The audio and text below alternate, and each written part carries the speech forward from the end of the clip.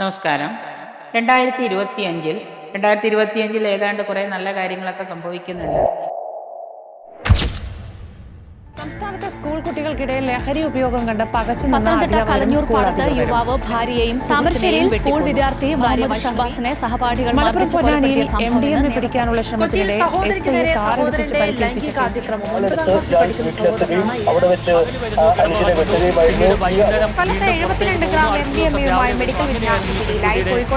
മലപ്പുറം പൊന്നാനിയിൽ MDMA പിടിക്കാനുള്ള ശ്രമത്തിനിടെ SI കാറിടിച്ച് പരിക്കേൽപ്പിച്ച കേസ്. പഠിക്കുന്ന സഹോദരനാണ് 7ാം ക്ലാസ്സുകാരിയായ സഹോദരി ഉപദ്രവിക്കാൻ ശ്രമിച്ചത്.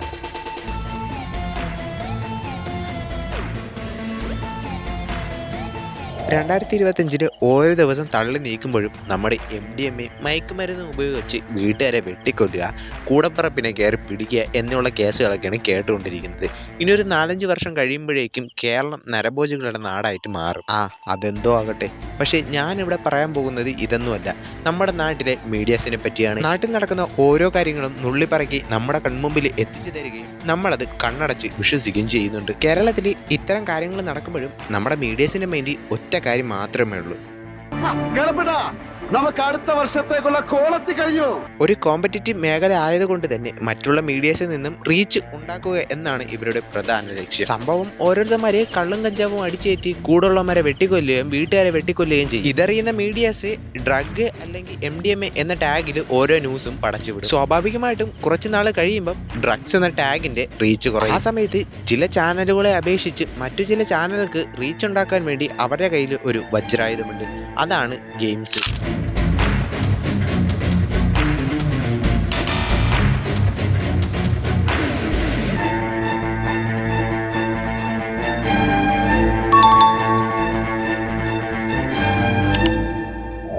അവസാനിക്കാത്ത കളികൾ ആത്മഹത്യയിലേക്ക്, അതുപോലെ തന്നെ ഗുരുതരമായ ഫ്രീ ഫയർ എന്ന ഗെയിമിന് നിരവധി കുട്ടികൾ അടിമപ്പെട്ട് തിരുവനന്തപുരത്തും വിദ്യാർത്ഥി ജീവനോട് നിരന്തരമായി ഗെയിം കളിച്ച് മാനസിക നിലയിൽ വ്യതിയാനം കാട്ടിയ കുട്ടികൾ അതിപ്രസരത്തിൽ വയലൻസ് കുത്തിനിറച്ച ഓൺലൈൻ ഗെയിം, ലഹരിക്കടിമയായതുപോലെ ഭ്രാന്തമായ ആവേശം, ഒരാളെ കൊല്ലുക എന്ന മാനസികാവസ്ഥ മാത്രം. അങ്ങനെ റീച്ച് ഒപ്പിക്കാൻ വേണ്ടി ഇവർ ഗെയിംസിനെ ടാർഗറ്റ് ചെയ്യും. ഗെയിം കളിക്കുന്ന കുട്ടികളാണ് നാട്ടിൽ ഓരോ കൊലപാതകങ്ങളും ചെയ്യുന്നത് എന്നാണ് മീഡിയാസിന്റെ റിപ്പോർട്ട്. ബോധം പോകുന്ന മയക്കുമരുന്ന് ഉപയോഗിച്ചല്ല, സാധാരണ ഒരു ഗെയിം കളിച്ചാലാണ് കുട്ടികൾക്ക് മാനസിക നില തെറ്റുന്നത് എന്നുകൂടിയാണ് മീഡിയാസിന്റെ നിഗമനം. സത്യം പറഞ്ഞാൽ ഗെയിം ഒരു അഡിക്ഷനാണ്, മയക്കുമരുന്ന് ഒരു അഡിക്ഷനാണ്. ഏതൊരു നാണയത്തിനും 2 വശങ്ങളുണ്ട്.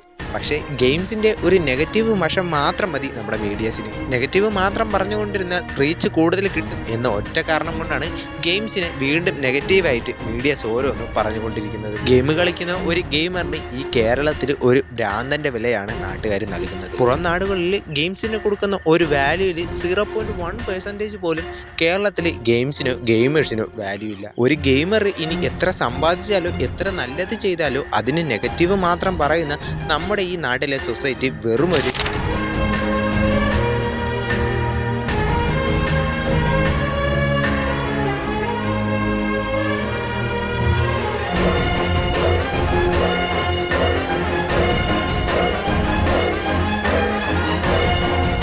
ഇപ്പോൾ ഇന്ത്യക്ക് പുറത്ത് നോക്കുകയാണെങ്കിൽ ഗെയിമിങ്ങിൻ്റെ ഫ്യൂച്ചർ മനസ്സിലാക്കിക്കൊണ്ട് ഗെയിമേഴ്സിന് വേണ്ടി ഒരു സ്വന്തമായിട്ട് ഒരു റെസിഡൻസ് വരെ ബിൽഡ് ചെയ്ത് തുടങ്ങി. അപ്പോഴും കേരളത്തിൽ നോക്കുകയാണെങ്കിൽ ഗെയിമിങ്ങിനോ അല്ലെങ്കിൽ ഗെയിംസിനോ നെഗറ്റീവ് പറയുന്നതല്ലാതെ ഒരു പോസിറ്റീവ് ഇതുവരെ കണ്ടിട്ടില്ല. യുവതലമുറയ്ക്ക് ഒരു നല്ല ഫ്യൂച്ചർ ഉണ്ടാക്കിയെടുക്കാൻ പറ്റുന്ന ഒരു ഓപ്ഷനാണ് ഗെയിമിങ്. പക്ഷേ കേരളത്തിൽ നോക്കുകയാണെങ്കിൽ ഇപ്പോഴും അതിൻ്റെ നെഗറ്റീവ് മാത്രം പറഞ്ഞുകൊണ്ട് ആ ഒരു ഗെയിമിംഗ് ഫീൽഡിനെ നശിപ്പിക്കുകയാണ് മീഡിയാസ് ചെയ്യുന്നത്. കേരളത്തിലെ ഓരോ സ്ട്രീമേഴ്സും അല്ലെങ്കിൽ ഓരോ ഗെയിമേഴ്സും ഓരോ ചാരിറ്റി പ്രവർത്തനങ്ങൾ നടത്തി ഈ ഒരു കമ്മ്യൂണിറ്റി വളർത്തിക്കൊണ്ടു വരാൻ ശ്രമിക്കുന്നതിനിടയ്ക്കാണ് ഒരൊറ്റ ഗെയിമിൻ്റെ പേരിൽ ആ ഒരു കമ്മ്യൂണിറ്റിയെ തന്നെ നശിപ്പിക്കാൻ നമ്മുടെ മീഡിയ ശ്രമിക്കുന്നത്. ഇനിയെങ്കിലും റീച്ച് കിട്ടാൻ വേണ്ടി ഗെയിംസിൻ്റെ ഓരോ നെഗറ്റീവ് പറയാതിരിക്കുക. ഗെയിം കളിച്ചാണ് ന്യൂ ജനറേഷൻ വഴി തെറ്റുന്നതെങ്കിൽ അതിൻ്റെ പ്രൂഫ് സഹിതം നിങ്ങൾ മീഡിയാസ് കാണിക്കുക. കാരണം നിങ്ങൾ പറയുന്നത് എന്തും കണ്ണടച്ച് വിശ്വസിക്കുന്ന ഒരു കൂട്ടം ജനതയാണ് കേരളത്തിലുള്ളത്. സപ്പോർട്ട് ചെയ്തില്ലെങ്കിലും നെഗറ്റീവ് പറഞ്ഞ് ഈ ഒരു കമ്മ്യൂണിറ്റിയെ നശിപ്പിക്കാതിരിക്കുക. കാരണം ഫ്യൂച്ചറിൽ നല്ല രീതിക്ക് വളരാൻ കഴിയുന്ന ഒരു മേഖല കൂടിയാണ്. അതേപോലെ നല്ല രീതിക്ക് വളരാൻ കഴിയുന്ന കുറച്ച് ക്രിയേറ്റേഴ്സും ഇതിന് പിന്നിലുണ്ട്.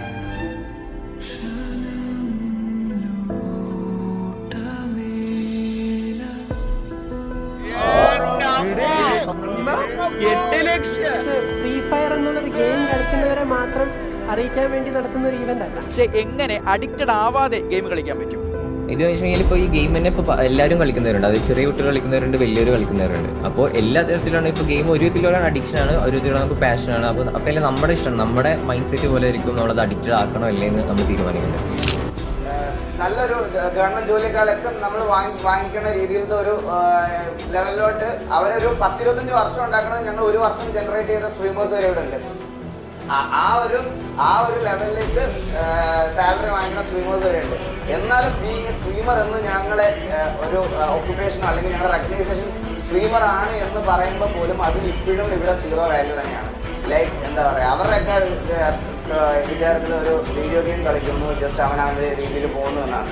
ഒരു സ്ട്രീമിങ് ഒരു ഓക്യുപ്പേഷൻ അല്ലെങ്കിൽ അതൊരു പ്രൊഫഷൻ ആണെന്ന് ഇപ്പോഴും മനസ്സിലാക്കാത്ത ഒരു ഇതുണ്ട്. അത് മീഡിയയുടെ തന്നെ പ്രശ്നമാണെന്ന് പറയുന്നത്. മീഡിയ എഡ്യൂക്കേറ്റ് നിങ്ങൾ ത്രൂ ആണ്, എല്ലാവരും എഡ്യൂക്കേറ്റ് ആവണം. അപ്പം നിങ്ങളാണ് ഇത് ഫീഡ് ചെയ്യേണ്ടത്, ഇതിൻ്റെ പോസിറ്റീവ്നെസ്. നിങ്ങൾ നെഗറ്റീവ് മാത്രം ഫീഡ് ചെയ്യാതെ ഇതിന് പോസിറ്റീവ്നെസ്സൂടെ അല്ല പോസിറ്റീവായിട്ടുള്ള കാര്യങ്ങൾ കൂടി ആൾക്കാരിലേക്ക് ഫീഡ് ചെയ്യണം എന്ന് എനിക്കൊരു ഒപ്പീനിയൻ ഉണ്ട്. ലൈക്ക് എൻ്റെ 65ാമത്തെ വയസ്സിൽ പെൻഷന് വേണ്ടിയിട്ട് ഞാൻ എൻ്റെ പാഷൻ കളഞ്ഞിട്ട് വർക്ക് ചെയ്തിട്ട് കാര്യമില്ല. അതിനൊരു ഇമ്പോർട്ടൻസ് കൊടുക്കുന്നില്ല. കാരണം ഗെയിമേഴ്സ് എന്ന് പറയുമ്പോൾ ഭയങ്കര ലോലാണ് കാണുന്നത്. കുട്ടികളെ പോലെ കുട്ടികൾ കളിക്കുന്ന സാധനം കളിച്ചിരിക്കുന്ന ആൾക്കാർ എന്ന് മാത്രം ചിന്തിക്കുന്ന ഒരു വലിയൊരു മെജോറിറ്റി ആൾക്കാർ. പക്ഷേ എനിക്കൊരു റൂമിനെ സെപ്പറേറ്റ് ആയിട്ട് ഗെയിമിനായിട്ട് മാറ്റിയിട്ടുണ്ട്. ഞാൻ രാവിലെ 10 മണിക്ക് സ്ട്രീം ചെയ്യാൻ പോകുമ്പോൾ അവർ പറയാം സ്ട്രീം ചെയ്യുമ്പോൾ എപ്പോൾ വരും, ഉച്ചയാകുമ്പോൾ വരും എന്നേ ചോദിക്കാറുള്ളൂ. അവർക്ക് അതിൻ്റെ കുറച്ചൊക്കെ ഞാൻ പറഞ്ഞ് മനസ്സിലാക്കിയിട്ടുണ്ട്. പക്ഷേ അവാർഡും അതൊക്കെ കൊടുക്കുമ്പോൾ ഇതുവരെ ഒരു ഗെയിമിംഗ് സ്ട്രീമർ എന്നുള്ള രീതിയിൽ ഒരു അവാർഡ് കാറ്റഗറി ഇതുവരെ വന്നിട്ടില്ല. അതൊന്നും വരാത്തത് നിങ്ങൾ മീഡിയ ത്രൂ നിങ്ങളുടെ മീഡിയയിൽ ഈ നെഗറ്റീവ്നെസ് മാത്രം വരുന്നത് കൊണ്ടാണോ എന്ന് എനിക്കറിഞ്ഞൂടാ. അത് കുറച്ച് പോസിറ്റീവായിട്ടുള്ള കാര്യങ്ങൾ കൂടി നമ്മുടെ സൈഡിൽ നിന്ന് അല്ലെങ്കിൽ നമ്മുടെ ഗെയിമേഴ്സിന് പറയാനുള്ള കാര്യങ്ങളൊക്കെ ഗെയിം ത്രൂ അല്ലെങ്കിൽ ഒരു ലാസ്റ്റ് 3-4 വർഷമായിട്ട് ഒരു ഗെയിമിങ്ങിൽ മാത്രം ഡിപ്പെൻഡ് ചെയ്ത് ജീവിച്ച ഒരാളെ ഞാൻ ഉറപ്പ് തരാം. ഇനി ഒരു 5 വർഷം അല്ലെങ്കിൽ ഒരു 10 വർഷം കഴിയുമ്പോഴത്തേക്കിന് ഇവിടെ ഫിലിമിനേക്കാളും ഏറ്റവും വലിയൊരു ഇൻഡസ്ട്രിയായി മാറാൻ കേപ്പബിലിറ്റി ഉള്ള ഒരു ഇൻഡസ്ട്രിയാണ് ഗെയിമിങ്. കാരണം അതിന് ഇൻവെസ്റ്റ്മെൻറ്റ്സ് എന്താണെന്നും അതെന്താണെന്നും ഞങ്ങൾക്ക് പ്രോപ്പറായിട്ട് അറിയാവുന്നതുകൊണ്ട് പറയാം. അത്രയും വലിയൊരു മേജർ ചേഞ്ച് ഇവിടെ എന്തുകൊണ്ട് വരും?